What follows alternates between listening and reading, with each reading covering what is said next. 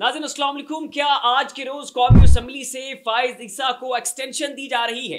Number game इस वक्त क्या है, कहां तक हैं हुकूमत के फिगर्स, कहां तक हैं अपोजिशन के फिगर्स? क्या हुकूमत ये 2/3 मेजॉरिटी लेने में कामयाब हो जाएगी?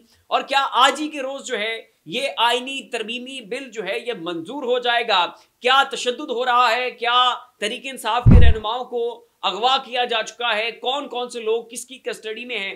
नाज़रीन, इस हवाले से कुछ अहम तरीन तफसीलात हैं, तमाम तर डिटेल्स हैं, अपने आज के इस व्लॉग में शामिल करूंगा। लेकिन उससे पहले आपसे रिक्वेस्ट है, इस चैनल को जरूर सब्सक्राइब करें, साथ जो बेल आइकन है वो भी लाजमी क्लिक कीजिएगा ताकि वो तमाम तर खबरें जिनकी कवरेज मेन स्ट्रीम मीडिया के ऊपर नहीं हो रही है वो आपको इस एक प्लेटफॉर्म के ऊपर मिल सके। इस वक्त नाज़रीन पूरे पाकिस्तान के अंदर इस वक्त यही रोला पड़ा हुआ है कि क्या फाइज ईसा को एक्सटेंशन मिलने जा रही है? क्या हुकूमत आज के रोज इस आईनी तरमीमी बिल को मंजूर करवाने में कामयाब हो जाएगी? और क्या आज ही के रोज ये तरमीमी बिल जो है ये पेश किया जाएगा? तो नाज़रीन, इस हवाले से बड़ी कंप्रिहेंसिव किस्म की डिटेल्स हैं, अभी आपके सामने गोश गुजार करता हूं। सबसे पहले नाज़रीन, मैं नंबर गेम आपके सामने रख देता हूं कि इस वक्त हुकूमत के पास कितने अफराद हैं, अपोजिशन के पास कितने अफराद हैं, कितने लोग रिक्वायर्ड हैं इस आईनी तरमीम के लिए, और उसके बाद जो है नाज़रीन जो इसके ऊपर तजिया बनता है वो आपके गोश गुजार करूंगा। अब इस वक्त नाज़रीन कौमी असेंबली का इजलास जारी है और कौमी असेंबली का 6 नुकाती एजेंडा जो है वो भी मंजर आम के ऊपर आ चुका है। अब बज़ाहिर उसके अंदर उस 6 नुकाती एजेंडे के अंदर आईनी तरमीम जो है वो शामिल नहीं है, और ये उसमें कहा गया है कैटेगोरिकली कि आज को रोज जो है वो आईनी तरमीम जो है वो नहीं होगी। लेकिन पाकिस्तान की तारीख ये बताती है कि जब भी ऐसा कोई कंट्रोवर्शियल मामला हो, जब भी ऐसी कोई बड़ी वारदात डालनी हो, तो उस सूरत में ऐसे ही जो एजेंडा जो है इशू किया जाता है उसके अंदर ये नहीं बताया जाता कि आज जो है ये बड़ा मार्का हमने सर अंजाम देना है या कि नहीं।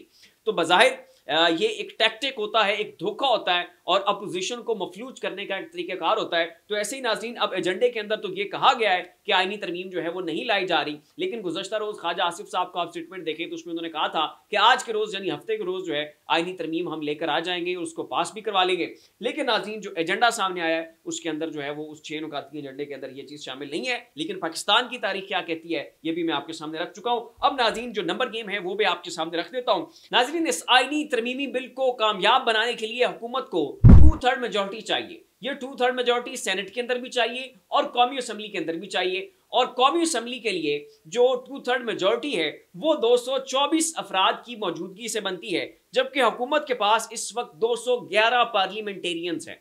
हुकूमत के पास इस वक्त 211 पार्लियामेंटेरियंस हैं, 224 होंगे तो 2/3 मेजॉरिटी आएगी। और अपोजिशन के पास इस वक्त 101 जो है वो पार्लियामेंटेरियंस हैं, जबकि हुकूमत को 13 अदद जो है वो पार्लियामेंटेरियंस चाहिए इस 2/3 मेजॉरिटी को लाने के लिए। और अगर आप सेनेट में जाएं तो सेनेट के अंदर 2/3 मेजॉरिटी के लिए हुकूमत को 64 का फिगर दरकार है, जबकि हुकूमत के पास इस वक्त सिर्फ और सिर्फ 54 वोट्स हैं। अब नाज़रीन, कौमी असेंबली के अंदर PMLN की जो सीटें हैं वो 110 हैं, पाकिस्तान पीपल्स पार्टी की सीटें 68 हैं, MQM के पास 22 अफराद हैं, IPP के पास इस्तेहकाम पाकिस्तान पार्टी 4 लोग हैं, मुस्लिम लीग काफ के पास 4 लोग हैं, ज़िया लीग के पास 1 बंदा है, BNP की 1 सीट है और नेशनल पार्टी की 1 सीट है, और ये टोटल मिलकर बनते हैं 211 अफराद।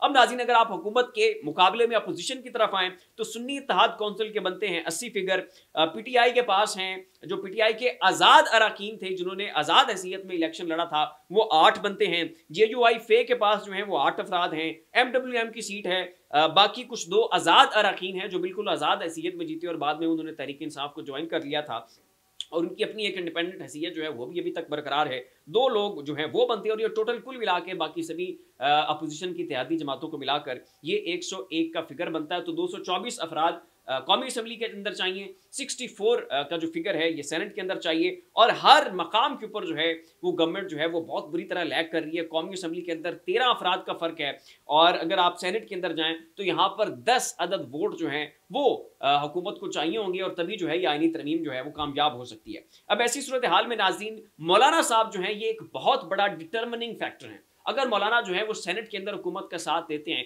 तो एक आध और आज़ाद सेनेट मिलाकर जो है वो हुकूमत वहां पर सेनेट के अंदर अपनी आईनी तरमीम जो है उसको पास करवा सकती है। लेकिन कौमी असेंबली का मामला जरा मजीद ट्रिकी है। कौमी असेंबली की सूरत हाल ये है कि यहाँ पर अगर मौलाना को साथ मिला लिया जाता है तो मौलाना को साथ मिलाने के बावजूद तहरीक इंसाफ की मजीद 3 से 4 सीटें जो हैं वो चाहिए होंगी। उस सूरत में जो है वो कौमी असेंबली से ये आईनी तरमीम जो है वो कामयाब हो सकती है। अब ऐसे में नाज़रीन अख्तर मेंगल साहब जो है उनसे रब्ता किया गया और उनका टीवी के ऊपर ये कहना था कि हमारे 2 सेनेटर्स हैं, उनके ऊपर दबाव है, उनको जो है वो डराया जा रहा है, उनके कारोबार को मुतासिर करने की धमकियां दी जा रही हैं, उनके ऊपर भरपूर किस्म का प्रेशर है, उनके घरों के ऊपर छापे मारे जा रहे हैं और हमें ये महसूस हो रहा है कि कहीं ये हमारे उन 2 लोगों को दबाव और प्रेशर के नतीजे में तोड़ ही ना डाले। और नाज़रीन, तहरीक इंसाफ के हवाले से ये इतलात ये सामने आ रही हैं। एजाज सैयद साहब हैं, बड़े मारूफ जो है रिपोर्टर हैं, बड़े क्रेडिबल जर्नलिस्ट हैं। उन्होंने ये रिपोर्ट किया कि इस वक्त तहरीक इंसाफ के 8 ऐसे कौमी असम्बली के अरकान हैं जो गायब हैं, जो हुकूमत की तहवील में है, इनकी कस्टडी में है। उन्हें ऐन आइनी तरमीम के मौके के ऊपर सामने लाया जाएगा, उनका वोट डलवाया जाएगा और उसके बाद जो है उनको दोबारा गायब कर दिया जाएगा और बाद में उनको रिहा कर दिया जाएगा। और वैसे भी पर सीट जो है कौमी असम्बली की पर सीट का 20 करोड़ रुपए जो है वो ऑफर किया जा रहा है कि अगर आप तहरीक इंसाफ से हैं, किसी भी जमात से हैं, आप अपोजिशन के अंदर हैं, आप हुकूमत का हिस्सा बने, इस आइनी तरमीम में हमारा साथ दें और 20 करोड़ रुपए की नकद रकम जो है वो ऐन मौके के ऊपर आपको फराहम कर दी जाएगी।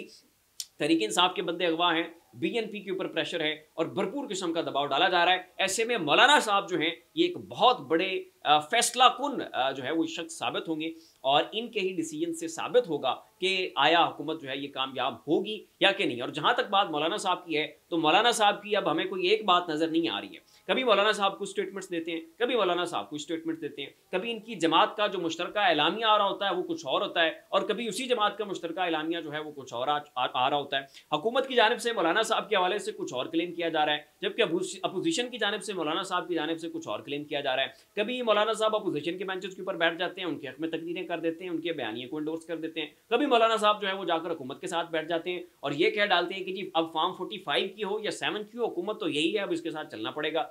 और बिल्कुल बड़ी सुर्खियां लग रही होती हैं जियो न्यूज़ के ऊपर, जंग के ऊपर, जनाब मौलाना साहब को इतनी वजारतें ऑफर हो चुकी हैं, ये हो चुका है, वो हो चुका है, मौलाना साहब जो है वो कमिट कर चुके हैं। तो इस वक्त नाज़रीन मामला जो है वो बहुत ज़्यादा कन्फ्यूजन है, ट्रिकी है, चीज़ें जो हैं वो खुलकर अभी सामने नहीं आई हैं फाइज ईसा की एक्सटेंशन को लेकर नंबर गेम के हवाले से। और जैसे कि मैं पहले कह चुका हूं कि यहाँ पर जिस शख्स ने पूरी काया पलटनी है वो मौलाना साहब है। अगर मौलाना साहब ने हुकूमत का साथ दे दिया तो फिर तो ये आइनी तरमीम जो है वो मुमकिन हो जाएगी, लेकिन अगर मौलाना साहब अपने मौक़िफ़ के ऊपर डटे रहे तो फिर ये आइनी तरमीम कामयाब नहीं हो सकती है।